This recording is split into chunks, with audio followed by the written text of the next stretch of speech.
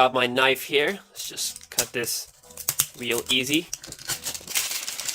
There goes the plastic, and pretty simple box. You can see that we do have the warranty card, and I'm not sure if this phone is launched in other countries or other markets. I think it's exclusive to Pakistan. I might be wrong, but yeah, this is the Galaxy Grand Prime Pro. You guys know on this channel we review all kinds of phones, whether it's budget or flagship. So the main specification on the back, you can see we have a Super AMOLED display. I believe the last model that they had in the Prime series was actually coming with a normal LCD display, and Qualcomm Snapdragon 425 processor, along with a 16GB of internal memory and 1.5 gigs of RAM. So the pricing of this phone is 19,000 PKR, which is about $190 or almost $200. So let's slide this one out, and here we have the Samsung Galaxy Grand Prime Pro 2018. So we do have that written on the sticker. Let's pull the phone out and leave it on the side. Let's take a look at the accessories first. We have the quick start guide. Got normal headphones, no AKG stuff. It's just a very normal headphones. Actually cheaper than the ones they ship with their Galaxy A8 2018 phone. So we also have the USB cable. This is not Type-C, so just a normal USB 2.0 cable, charging adapter, and we also have a battery. So reminds me of the old times when we had the removable back with the Galaxy phone. So let's move this stuff to the side and let's peel the plastic off from this baby Galaxy. Okay, as you can see that the phone is looking pretty shiny. Almost feels like you have a metal back on the phone, but it's actually not metal, it's plastic. So you should be able to remove the back and insert the battery inside, as well as SIM cards and the micro SD card. So you do have the option to insert two SIM cards because it is a dual SIM phone. You can see the Duos logo at the back. We got our 8-megapixel camera with LED flash and also the speaker right next to it. So the design kind of matches the look of the Galaxy J7 2017 series, the J7 Pro 2017 phones that they launched. So since it is a Pro phone, they have this same design. Guys, the old days are back, at least with this phone, but it's not coming back with the flagship phone. So Samsung has moved on to the premium stuff. So let's just close this, and time to power up the phone for the first time. As you can see, Samsung Galaxy Grand Prime Pro. So this is a 5-inch display with the 960 by 540 resolution, Super AMOLED, and right from the boot I can definitely see that it is looking a pretty good display for the price. I mean, compared to the previous Grand Prime phone, this is definitely looking sharp.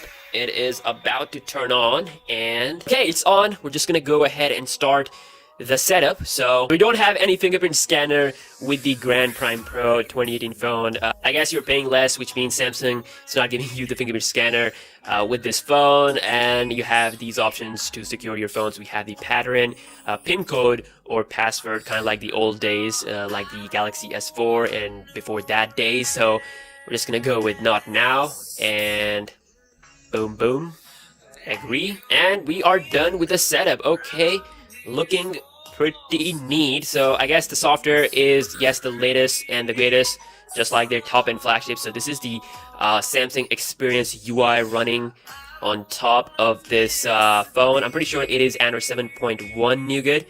Let's see. Okay, yes, this is Android 7.1.1 Nougat, Samsung Experience 8.5. This is the same version that we currently have with the Galaxy S8 and the Note 8. We do have the Oreo, but it is in final beta stages. It will get released pretty soon. The stable version will be out. I'll be making a video on that.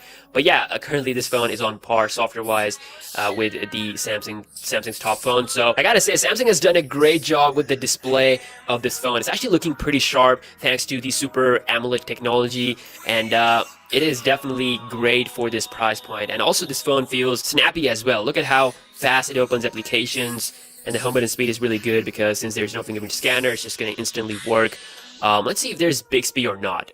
Okay, so we have the briefing by Flipboard. Let's hold on to this, and yep, I think there is no Bixby. Let's reconfirm that by going into the setting and search Bixby, and no result found. So 2018 Samsung phone with no Bixby. That is pretty freaking awesome. I'm pretty sure every single phone that they were gonna release will indeed have Bixby, but this phone is boss. Here you can see the quick toggles. We got all of our cool features that Samsung provides with their flagship phone. So the power saving mode is there. Secure folder option is also here. Obviously there is no always on mode, but apart from that, it is having most of the features from the top end phones. And let's just check the camera out. So this is an 8-megapixel camera with LED flash on the back. You can touch to focus, and you can shoot shoot videos up to 1080p. So it's a decent camera, or like, I mean, in good lighting situation, you should be able to get some pretty okay looking pictures. And same goes for the outside picture quality. And camera UI also looks very similar to the Samsung's flagship phone. So we have all of our modes on the side.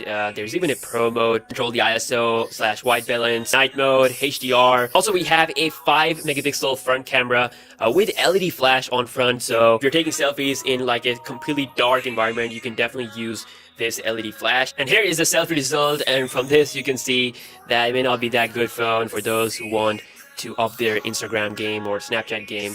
I mean, this is a pretty budget camera system. So yeah, that's all we have with the Samsung Galaxy Grand Prime Pro. It's a very simple phone for those who don't want the best features. They just want a phone that has this smart abilities. I mean, most of the good thing about this is with the software, that it does run a pretty good software, which is very similar to their flagship phones. But other than that, you should not expect too much out of this. I'm sure you should be able to get some Xiaomi phones. X1, peace out.